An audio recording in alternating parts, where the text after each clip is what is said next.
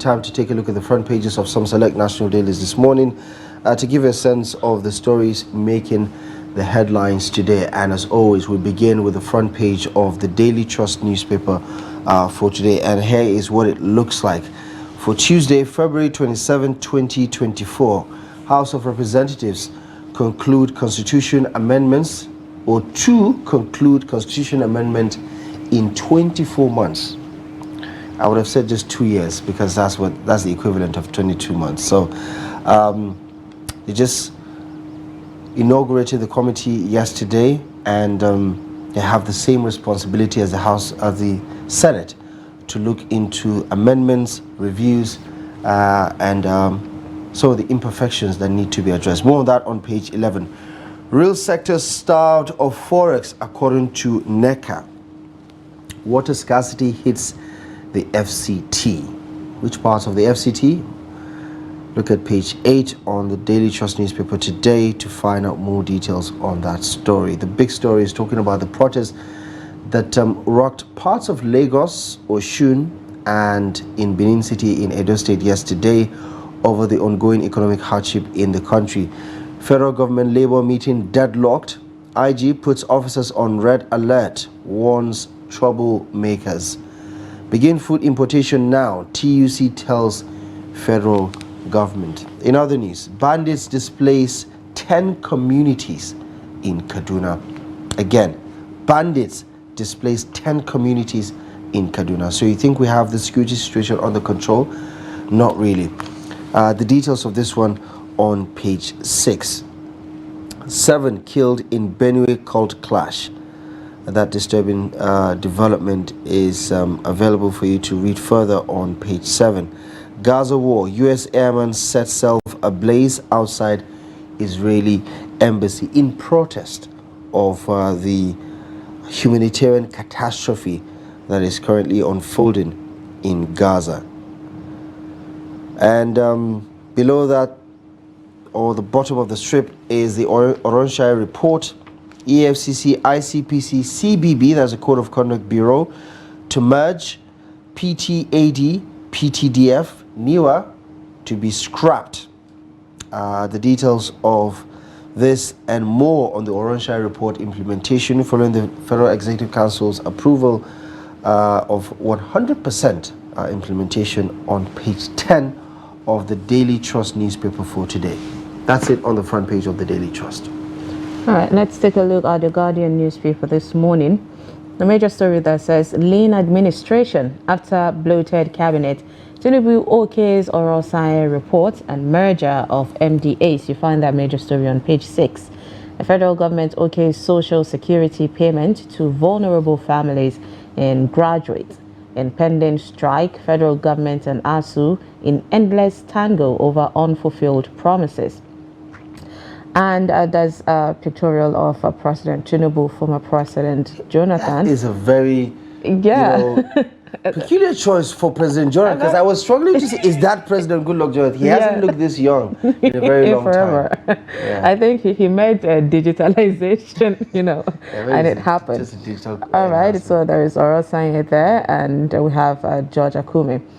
Below the pictorial, we have the Niger border still shut despite ECOWAS lifting sanctions. I mean, that doesn't speak well of the ECOWAS then. We have the hardship, the federal government and Labour in emergency talks over planned nationwide strike. I mean, this is referring to yesterday. In a deadlock, so maybe the Guardian has to catch up on that. So Constitution Amendment, reps prioritize the state's police, women in governance and others. Ex-PAM secretaries plan colloquium to boost the public service and honor Asiodu. And there is still the whole the promotional infographics. Yes, that's from the Information Ministry. So these are some of the stories on the Guardian newspaper this morning. Finally, we take a look at the Blueprint, newspaper for today. Familiar news stories: FCT to crush 130 impounded vehicles. The VIO is responsible for tackling that. I think these are some of these developments that are rather common TUC to NLC, your protest not solution to nation's current hardship. Really? Did the TUC actually say this? Submits 15-point proposal as long short-term measures. Nance back out. Federal government wants protest shelved. Police operatives on red alert. And the front page there, you see some pictures of the Minister of Finance and Economy, the Minister of Information, and recently one of the federal commissioners of the Population Commission that was also sworn in yesterday during or before the Federal Executive Council meeting at the State House yesterday. Key ministries to merge as FEC, as the Federal Executive Council OK's Orange report 12 years after, and it also breaks down some of those affected departments and agencies of government. All right, quickly, let's look at the Vanguard newspaper. Now, the major story is, replicating on everything happening concerning the rally being echoed in most parts of the country. And there's also the reputation of, the tinubu reducing MDAs to a sizable amount. But then this one here beside says Nigeria will work if Southeast works optimally. Now that's according to the Vice President Kashim Shettima. He said Lights Up Nigeria project will spur Southeast industrialization, says Mba. Now this is something that if you want to take a dive into, then you can find that on page 9. Political risks, regulatory concerns threaten infrastructure funds. TUC advising the government also to open importation for food items to minimize, the inflation prices in Nigeria when it comes to food. And there is Edo Guba, Idahosa's men petition Ganduje and wants Uzodima's report upheld. There's still drama going on in Edo. Now, these are some of the stories on the Vanguard newspaper this morning. And right now, we'll head on to review the front pages. So we have, as usual, every Tuesday, Dr. Theophilus Abba, the Daily Trust Foundation Program Director. Thank you so much for joining us. Good morning. Thank you so much for stopping by this morning. Thank you. I have to say, in the interest of full disclosure, I think Sumaya informed you to suggest that I took a leave. Just because I haven't so appeared you had to on the bring show it on up Tuesday. here. Yes, I have to make it clear. Just to make it clear. I never was on any leave. But it's good to see you this morning, Doctor. Well, right. It's good to see you as well. Right. So where do we start from? Obviously, the protest. Yesterday, we got a feeling of what has become the new normal now for Nigerians to ventilate and to show their dissatisfaction with the way the government at federal and at state level are handling this particular situation, setting the stage for today's protest. That we understand that the federal government was not able to convince the NLC to shelve this idea of the national protest. But what do you think this signpost, given what we've been experiencing over the past couple of months?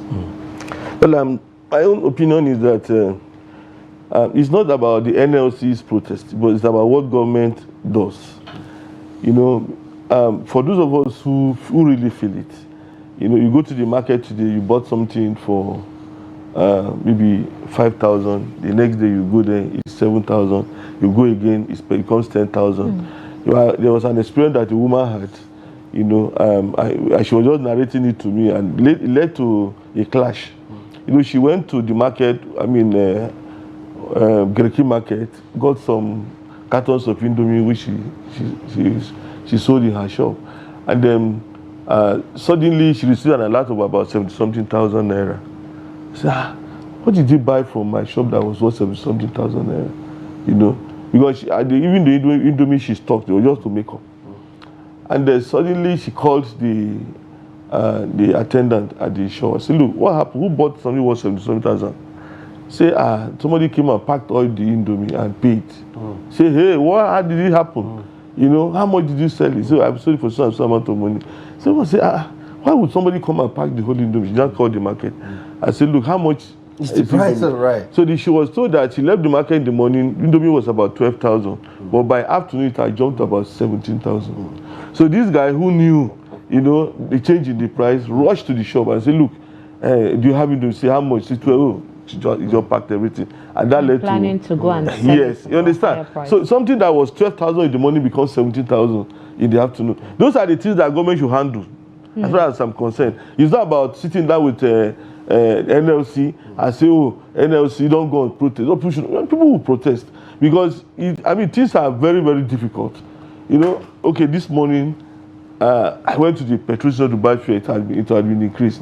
You understand? It had been increased, and then I was shocked. I got there. What does it say? It's now 680, and I understand that those of us in Abuja are even lucky. It goes higher. These are the things to handle. You know, now you talk about, the cost of living. If people cannot predict what happens the next day, people cannot plan. You know, you don't have money, and the money that the little that you have, you cannot even use to obtain things that you need. So people are now finding it difficult to even purchase things that they need on a daily basis.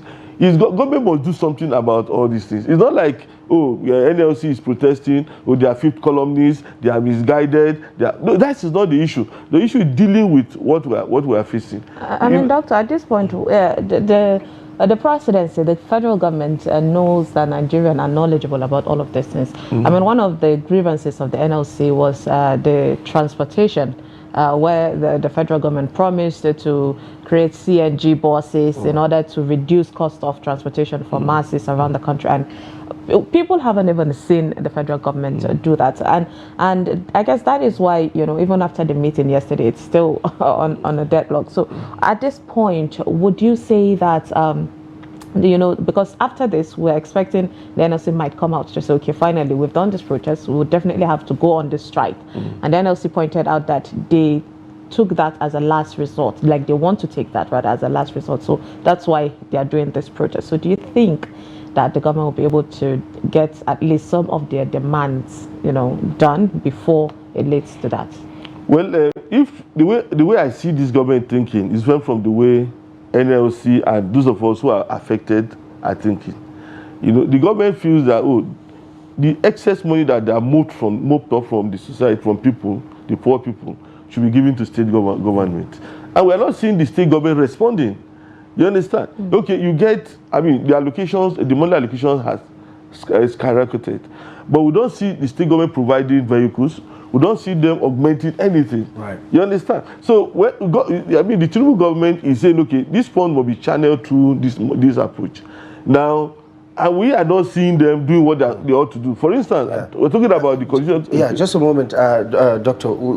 I believe we have Ajibade Praise standing by for us, just to give us feelers on this particular issue of the protest, and to understand how things are shaping up. As we did promise, we're going to go across the country to our various correspondents, just to give you feelers of how things are shaping up, and then we'll come back to the studio. Ajibade, good morning. Thank you very much for joining the broadcast. What can you tell us about how things are shaping up as far as the protest is concerned?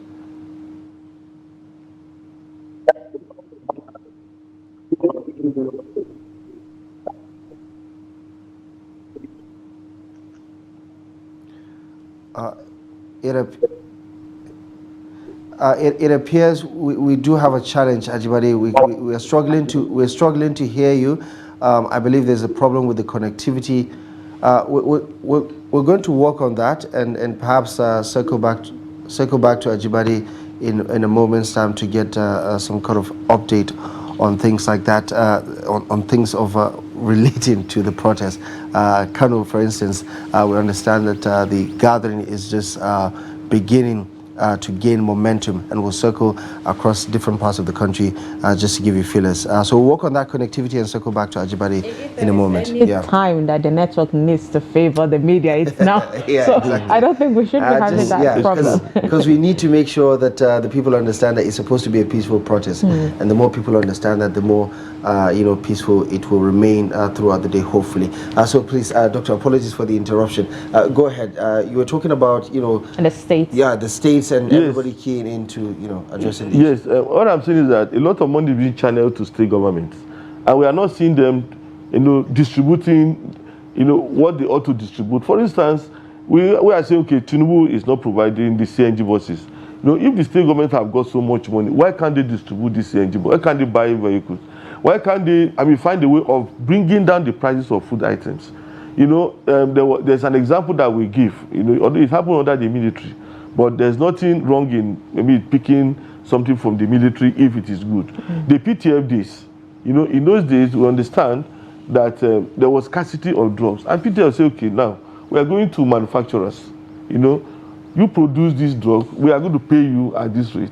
You understand? And you supply to hospitals.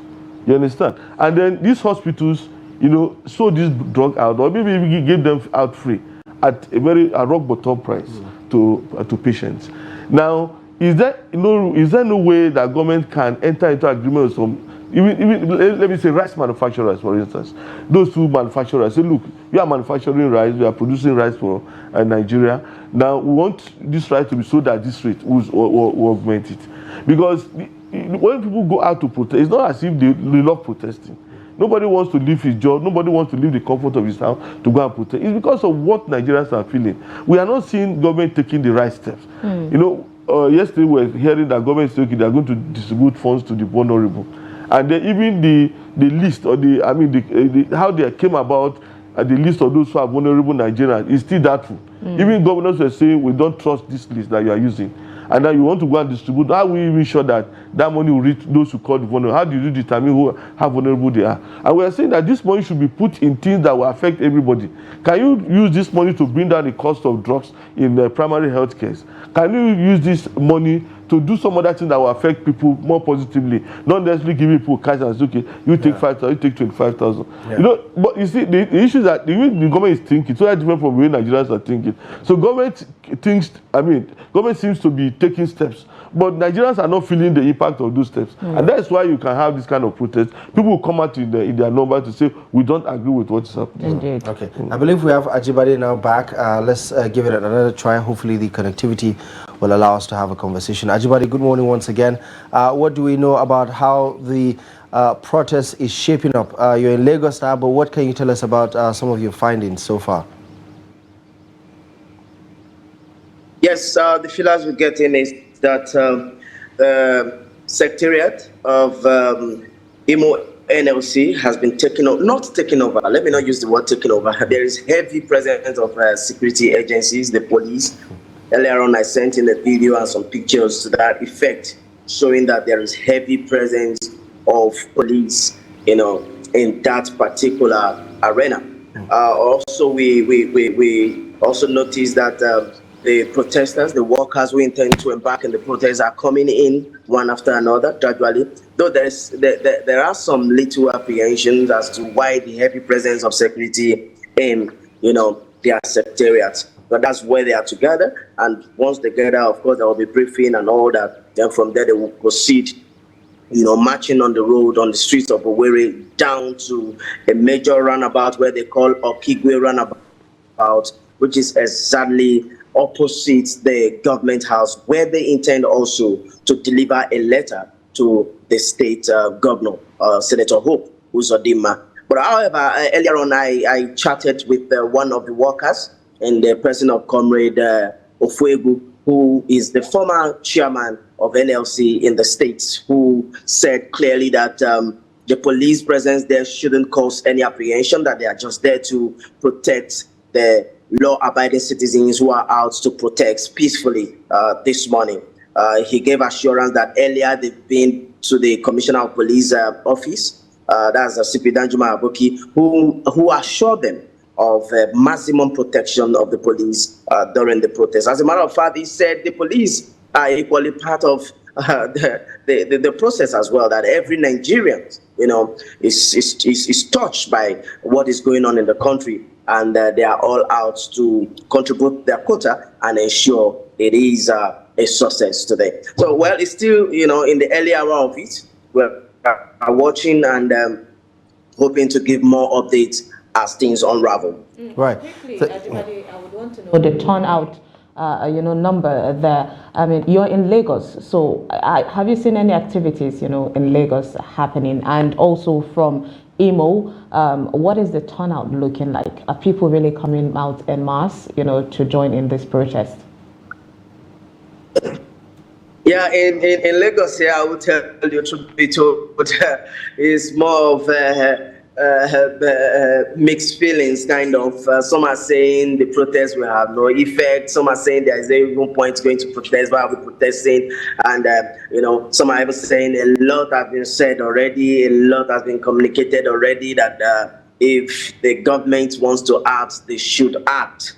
That some are saying going to protest and all that could be a waste of time. But of course, yes, some are still coming out, little by little. I want to believe it's going to build up. I want to believe it's going to get to that climax where we'll see a lot of people taking part in it. But as it stands now, it's still a question of should we not? People are gathering, sampling opinions here and there.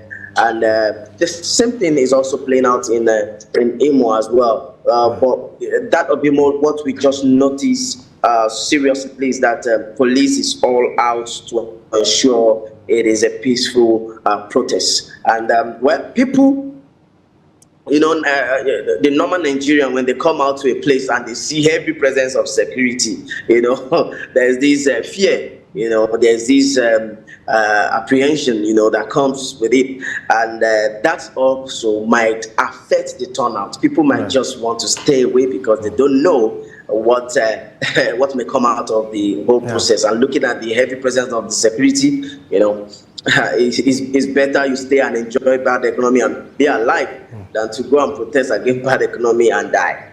Right. So that might affect we definitely can relate to it. I mean, whether people come out or not, I think we're all in agreement that everybody is dissatisfied with the state of affairs. Even the people in power will agree with that summation. Ajibade, thank you very much for the update. Right now, we really do appreciate the situation report. Thank you very much. I will circle back definitely during the course of the day as some of these developments continue to progress. We also believe that Ado Musa and Idris Jibrin are standing by for us in Kano and in Jos to give us a situation report as things unfold. We will circle back to them in just a moment. Back in the studio, we still have Dr. Theophilus Abba helping us analyze some of the stories on the front pages of the papers this morning. And Doctor, away from the protest, the only big story else that everybody else is talking about is the Oranshire report implementation. The Tinubu administration seems to be going down this line of doing the difficult work of taking unpopular decisions that they believe is going to get the job done for Nigeria and Nigerians. What is your take on this recent pronouncement that it is going to 100% implement the Oranshire report? Well, I was shocked when I learned that the president is thinking about implementing the Oranshire report 100%. If I remember, it was in 2011, and it's a dated report, actually. It's an old report. And when you have a report that is old, you need to take a critical look at it before you talk about implementing the contents of the report. Something that happened a report that was compiled over 12 years ago should not be a report that you say you are going to implement 100%. So I feel that saying that it will be implemented 100% is an error. You see, if the committee is asked to review the report, then we understand that they are going to take a look at the report. I remember the Buhari administration also thought of implementing it. But when they went through the report, they discovered that, look, several sections of that report can no longer be implemented. And that is why they dropped it. Now, my own feeling is this. Number one, this idea of going back and forth. You see, when government set up these agencies, they were meant to achieve some objectives. Now, the question I'll ask is that, are we saying that those objectives are no longer necessary? Let me give you an example. If you go to some countries, they have the Minister of Railway Transport. You have Minister of maybe water resources. We always have water, but we have Minister of Water Resources. We have Minister of Steel. Now, why don't you say, oh, rail is part of transportation, merge them? Some of these things were done in order to deal with, to be focused, in achieving some objectives. Like now, we are talking about the nomadic education being merged with UBEC, for instance. Now, what was the objective of the nomadic education? The objective was saying, look, these guys are nomad, they move from place to place. Let's provide opportunity for them to have education. If this thing were implemented the way it ought to have been implemented. Maybe some of the crises we have now we don't have them. So the issue is, you know, as far as I'm concerned, this is a personal opinion, of course. Everybody knows I'm sharing a personal opinion. I don't believe in scrapping. What I believe is that let us go back and say, okay, these guys ought to do their jobs. You know, they will have many agencies of government. There was even a time I saw a vehicle, we're talking about something of pollution, or maybe sound pollution or air pollution. You know, and I said, I didn't know there was anything like this. You understand? So if we even have a department in government or an agency of government that deals with pollution, then if they were doing their jobs, you understand? You know, we'll have less pollution. But don't you also believe that there is a duplication? It's not about duplication. Of efforts, or that, you know, some of these agencies are no longer fit for purpose, and we need to scrap them because of what it costs to keep them, you know, in operations. Okay, number one, you see, when you talk about duplication, by the time you look at them, look at the EFCC and ICPC. Sincerely, their jobs are different. You understand? If the FCC does what it's supposed to do, and ICPC does what it's supposed to do, you can fight corruption. Even the CCB, if the CCB does what it's supposed to do, they will beat down corruption. You see, all these things were being handled by the police in the past. The police was in charge of all this investigation, the prosecution of criminals and all the 419. Police was handling it. But the police did not do it properly. That was why, okay, they said, let us take part of these things from them and give to a specialized agency. But doctor, you're one of the advocates of cutting governance. I know we've had that discussion with you. So if it's not done through the MDAs, what other aspects, you know, is the federal government supposed to cut the cost of governance? No, they have that ways of cutting costs. You know, it's not. You see, what I'm concerned is that one, there were objectives for setting up this agency. It's not about cost cutting. I don't know whether if I'm actually communicating. There were reasons why these things were set up. If they were not meeting those objectives, we should ensure that they meet those objectives. You understand? Now you say, oh, they're overlapping. Now if you say, okay, EFCC, ICP, CCB come together. From the little I know about EFCC, they have so much work. They have so much work that they cannot, the kind of petition they receive every day. The opportunities for investigation that EFC has is overwhelming. You know, say, okay, we merge you with ICPC, CCB, and then we reduce staff. You understand? You see, the workload will be much more. Even the ICPC, they have so much work. The minister said nobody will lose their job. So well, far. If nobody will lose their job, so why are you doing it? Because the idea of merging and all this is to say, okay, let's cut costs. Is it not part of cost? The objective of the original report, the spirit was cutting the cost of governance, reducing it. Well, doctor, at the end of the day, you know, this is a conversation that would continue to go on. They have 12 weeks before it's exactly. So 3 months and even beyond. No, we say that the president is courageous. No, the kind of courage that is not well thought out will lead us into crisis. Oh, we'll just have to wait and see how it goes. So thank you so much, Dr. Theophilus Abba, for your thoughts on all of this, you know, happening today. We appreciate your time and your review. I appreciate that. And of course, that we have come to the end of today's show. Thank you so much for staying with us. I mean, there's a lot happening. In due course, we'll bring you more on the NLC protests that are happening in Nigeria. Thank you so much for watching. I am Sumaya Abubakar. Do have a lovely day. And my name is Abdullah Ahmed. Thank you as always for joining us on the program. We'll be back tomorrow live at 8. Until then, good morning and enjoy the rest of your day.